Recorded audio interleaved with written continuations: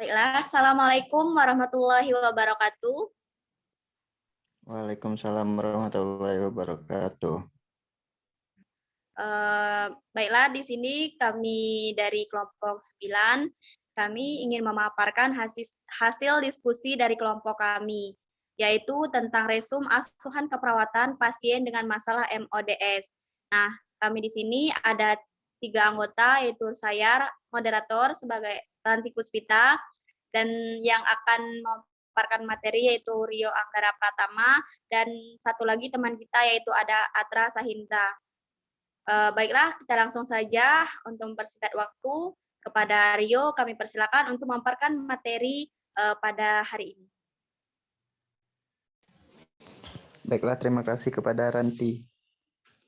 Baiklah, saya mulai pengertian MODS. Sindrom disfungsi organ multiple atau multiple organ dysfunction syndrome. Artinya fungsi organ yang melibatkan lebih dari 2 sistem organ. Pada sistem yang sakit akut sehingga hemostasis tidak dapat dipertahankan lagi tanpa intervensi. Menurut Smelter 2001. Kemudian multi organ disfungsi sistem atau MODS sebelumnya dikenal sebagai kegagalan organ multiple atau MOF atau kegagalan organ multisistem atau MOSOF. Diubah organ fungsi pada pasien akut yang membutuhkan medis intervensi untuk mencapai homeostatis. Selanjutnya, etiologi.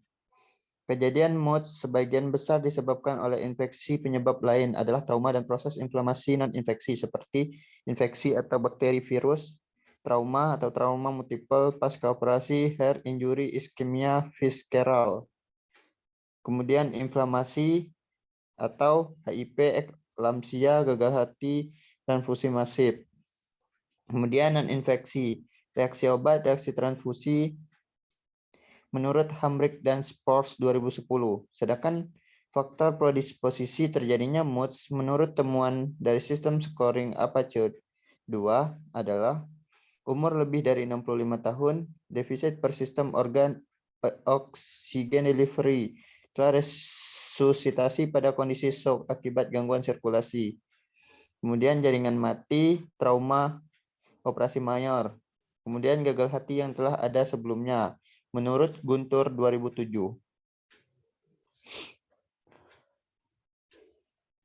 Lanjut. Manifestasi klinis atau tanda gejala.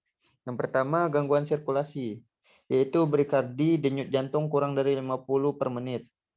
Hipotensi tekanan arteri rata-rata kurang dari 50 mm Hg per menit. Kemudian ventricle tachycardia atau fibrilasi. Kemudian metabolisme asidosis, pH kurang dari 7,2. Kemudian gangguan respirasi, yaitu frekuensi napas per menit kurang dari 5 atau lebih dari 40. Kemudian hiperkapni, kemudian hipoksemia. Yaitu gangguan ginjal, yaitu output urin kurang dari 400 cc per 24 jam, kreatinin serum lebih dari 150 mmol per liter. Lanjut. Gangguan hematologi. Leukemia kurang dari 1000 sel per milimeter 3. Kemudian trombositopeni kurang dari 20.000 milimeter kubik. Bukti adanya koagulasi intravaskular diseminata. Kemudian gangguan hepar, devakoagulasi, peninggian enzim hepar. Kemudian gangguan gastrointestinal, yaitu ileus paralitik, gastroparesis, dan perdarahan. Lanjut. Yaitu ada patofisiologi terjadinya penyakit MODS akibat dari jejas lokal atau infeksi, mediator proinflamasi dilepaskan untuk melawan antigen asing dan mempercepat penyembuhan luka. Kemudian akan diikuti pelepasan mediator antiinflamasi untuk meregulasi proses ini. Homeostasis dicapai dan pasien sembuh. Bila jejas patologi berat dan mekanisme pertahanan lokasi tidak berhasil mengatasi, maka mediator inflamasi akan masuk ke dalam sirkulasi sistemik dan merekrut leukosit baru di daerah inflamasi. Terjadinya respon terhadap stres di seluruh tubuh. Sekali lagi, mediator antiinflamasi dilepaskan ke dalam sirkulasi sistemik untuk memperbaiki kaskade proinflamasi sehingga tercapainya kembali homeostasis.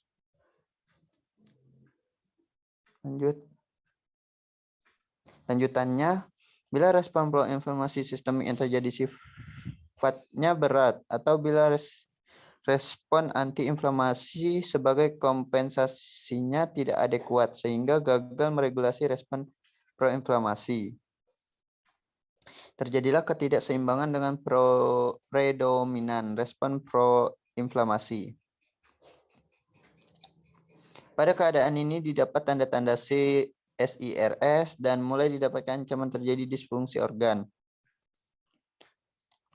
Sebaliknya, bila terjadi predominasi respon antiinflamasi dengan akibat alergi dan imunosupresi, keadaan ini dinamakan compensatory anti-inflammatory response syndrome, disingkat CARS. Kelangsungan hidup bergantung pada tercapainya homeostatis. Bila homeostasis tidak berhasil dicapai, sampailah pada fase terakhir proses patogenik ini, immunological dissonance. Pada fase ini keseimbangan antara proses pro dan antiinflamasi hilang, menurut Hamrick dan Spross 2010. Lanjut.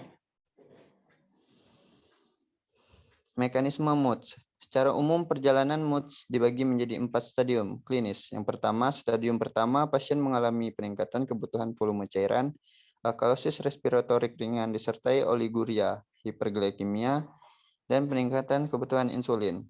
Yang stadium kedua, pasien mengalami takipnia, hipokapnia, hipoksemia, disfungsi hati moderat, dan mungkin abnormalitas hematologi. Stadium 3 terjadi shock dengan azotemia dan gangguan keseimbangan asam basa, serta abnormalitas koagulasi yang signifikan. Stadium 4, pasien membutuhkan vasopressor, mengalami oliguria dan atau anuria diikuti kolistis iskemik dan asidosis laktat, menurut Guntur 2007. Lanjut. Penata laksanaannya ada beberapa, yaitu adapun tindakan yang perlu dilaksanakan. Yang pertama, pembedahan. Teknik pembedahan yang baik sangat penting karena penelitian didapat 40% kasus ODS disebabkan karena kesalahan pembedahan. Infeksi nosokomial menaikkan mortalitas menjadi 2 kali lipat. Cuci tangan, ruang isolasi serta pelapisan kateter 4 dengan silikon atau zat antibakteri dapat mengurangi insiden MODS. Resusitasi untuk mengatasi shock dan monitor kulit, tekanan darah, temperatur, aliran urin, saturasi oksigen dan asam laktat, dan pH. Debridement dari jaringan yang telah membusuk mengatasi infeksi yang terjadi baik infeksi intraabdominal, sepsis, infeksi oleh karena pemasangan kateter, infeksi yang berasal dari usus, dan infeksi dari daerah lainnya. Lanjut.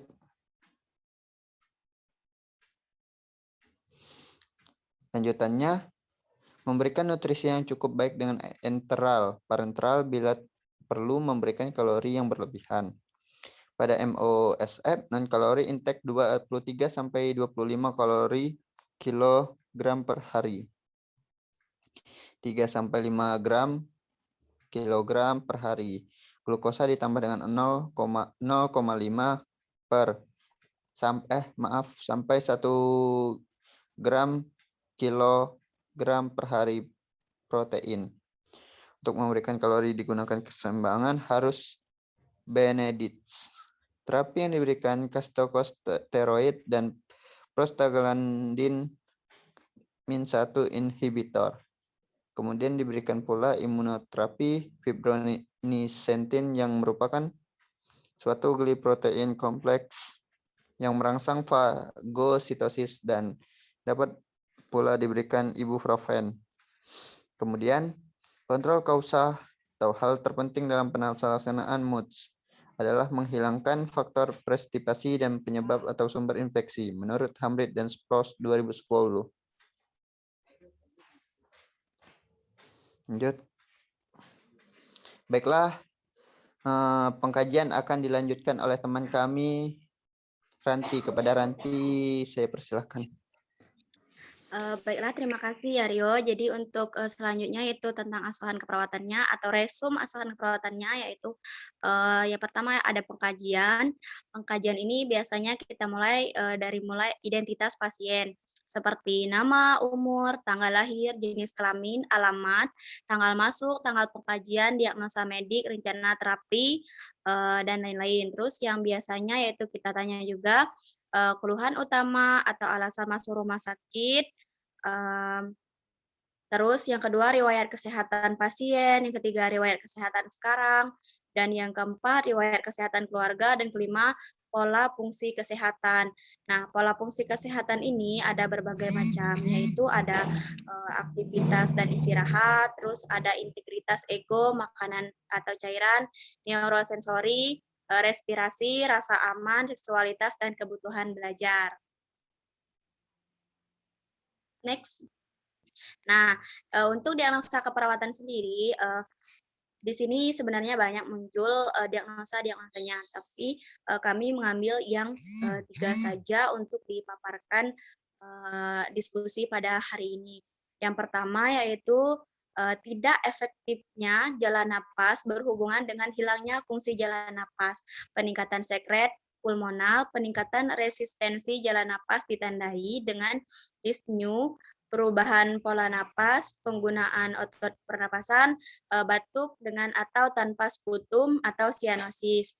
Terus yang kedua yaitu kita mengangkat diagnosa gangguan pertukaran gas berhubungan dengan alveolar, hipoventilasi, penumpukan cairan di permukaan alveoli, hilangnya surfaktan pada permukaan alveoli ditandai dengan takipnu, penggunaan otot-otot bantu pernapasan, sianosis, perubahan ABGS, dan A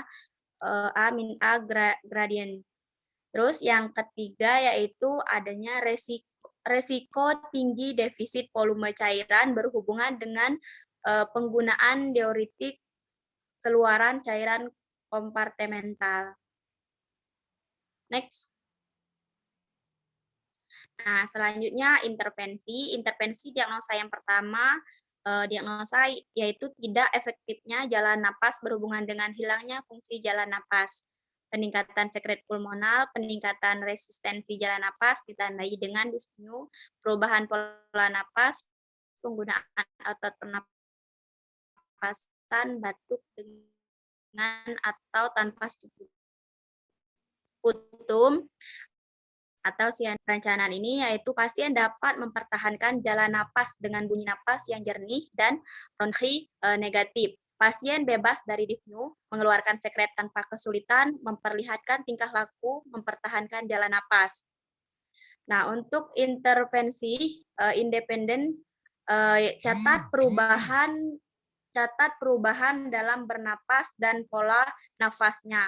Untuk rasionalnya yaitu penggunaan otot-otot interkostal atau abdominal leher dapat meningkatkan usaha dalam bernapas. Terus untuk yang kedua intervensinya yaitu observasi dari penurunan pengembangan dada dan peningkatan fremitus.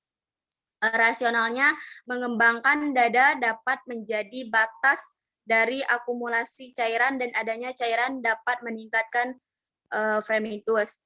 Nah, yang ketiga yaitu intervensi yang ketiga, catat karakteristik dari suara napas. Untuk rasionalnya, suara napas terjadi karena adanya aliran udara melewati batang trakea, brachial, dan juga karena adanya cairan, mukus, atau sumbatan lain dari saluran napas.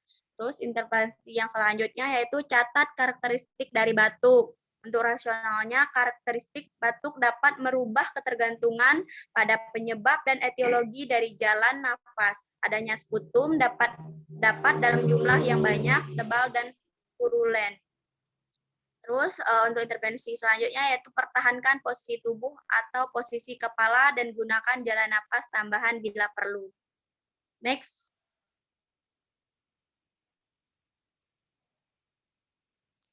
Untuk diagnosa yang kedua, yaitu gangguan pertukaran gas berhubungan dengan alveolar, hipoventilasi, penumpukan cairan di permukaan alveoli, hilangnya surfaktan pada permukaan alveoli ditandai dengan takipnu, penggunaan otot-otot bantu pernapasan, sianosis, perubahan ABGS, dan amin A gradient.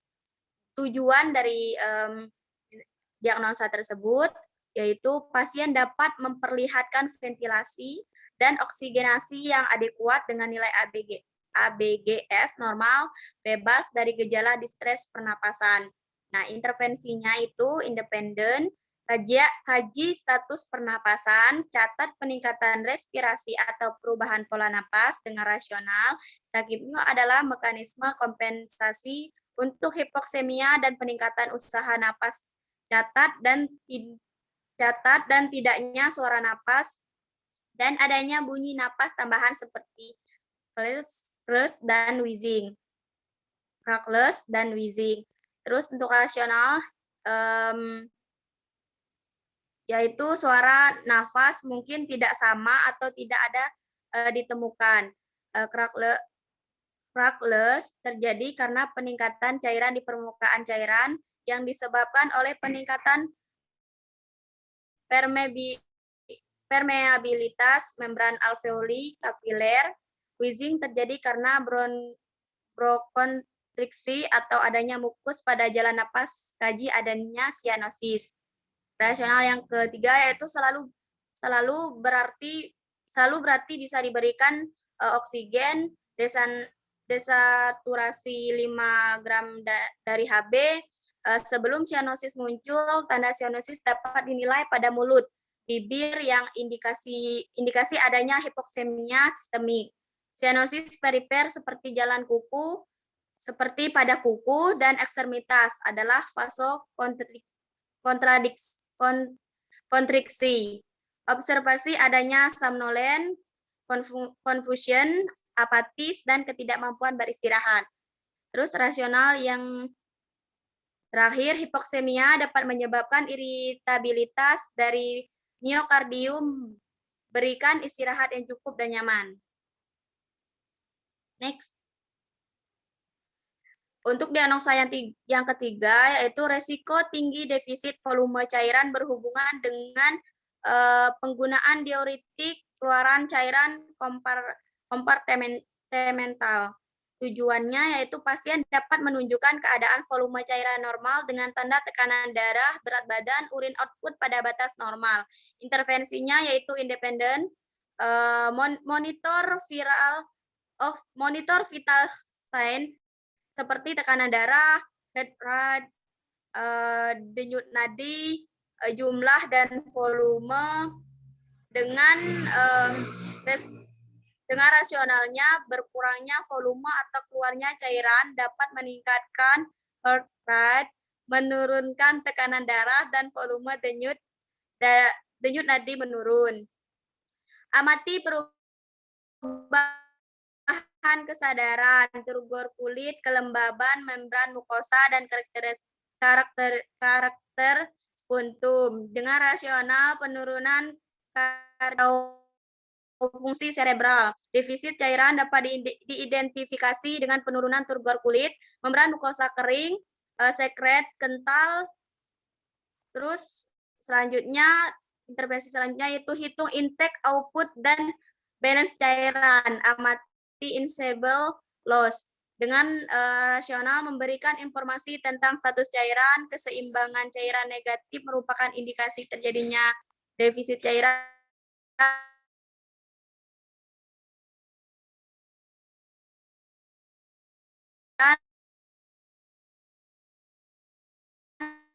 Timbang berat badan setiap hari.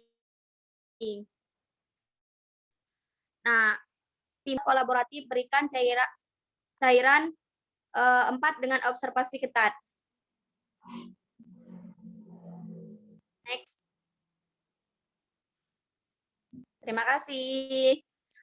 Baiklah, mungkin hanya itu saja yang bisa kelompok kami diskusikan. Mohon maaf apabila banyak kesalahan, baik itu disengaja maupun tidak disengaja. Kami mohon untuk kritikan dan sarannya untuk agar tugas kami ini lebih baik lagi daripada hari ini. Mungkin dari Rio ada tambahan? Aman, saya lanjut. Iya. Baiklah, mungkin tidak ada tambahan lagi ya. Untuk diskusi kita malam ini cukup sekian. Saya akhiri. Wabillahi taufiq wal hidayah. Wassalamualaikum warahmatullahi wabarakatuh. Terima kasih. Waalaikumsalam warahmatullahi wabarakatuh.